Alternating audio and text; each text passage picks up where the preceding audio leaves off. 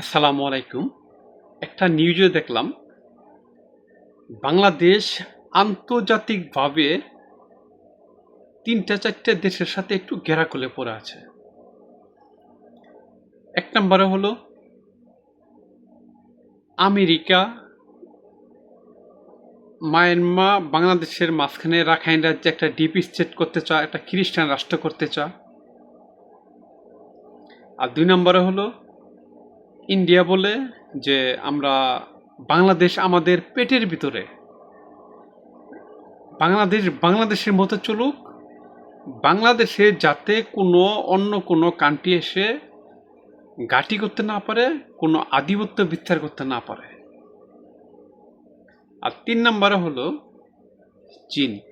চীনের কথা হলো বাংলাদেশে আমরা ব্যবসা করব, এখানে যাতে অন্য কোনো দেশ নাক গলাতে না পারে।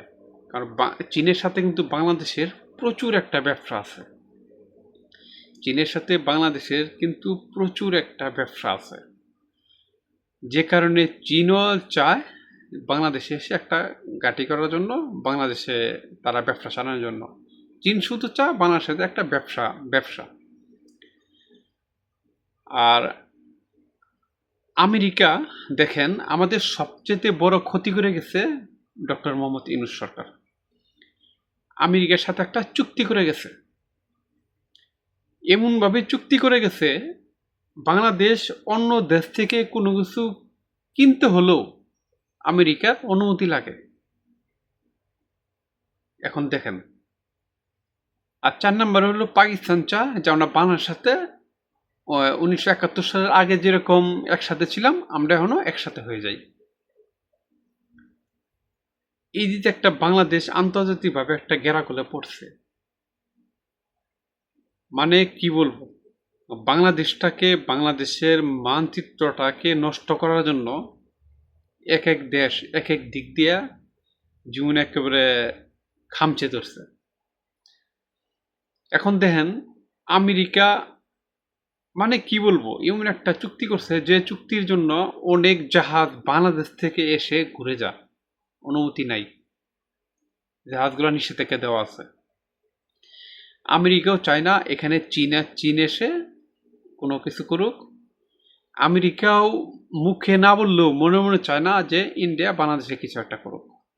আমেরিকা চায় বাংলাদেশ আমাদের পক্ষে থাকুক, আমরা বাংলাদেশে ঘাঁটি করি, আমরা ওইখানে একটা খ্রিস্টান রাষ্ট্র বানাই, বাংলাদেশকে আমাদের দরকার। আর এমন একটা চুক্তি ডক্টর মোহাম্মদ ইউনূস সরকার করে গেছে, আমাদের এখন যে সরকার আছে এই সরকারের মানে চিন্তাই করতে পারবো না এই চুক্তি ভাঙার জন্য। আমেরিকা হইলো বিশ্বের সবচেয়ে একটা পরাশক্তি।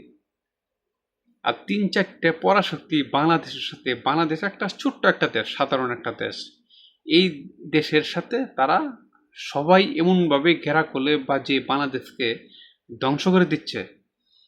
এখানে এই শেখ হাসিনা সরকার, তারেক জিয়া সরকার, এগুলো আসলে ফ্যাক্ট না। তাদের ফ্যাক্ট হলো তাদের এখানে ঘাঁটি করা, একটা দেশের এখানে ব্যবসা করা, আর একটা দেশের পেটের ভিতরে নাকি আমরা সবাই এখানে যাতে অন্য কোনো দেশ আধিপত্য বিস্তার করতে না পারে।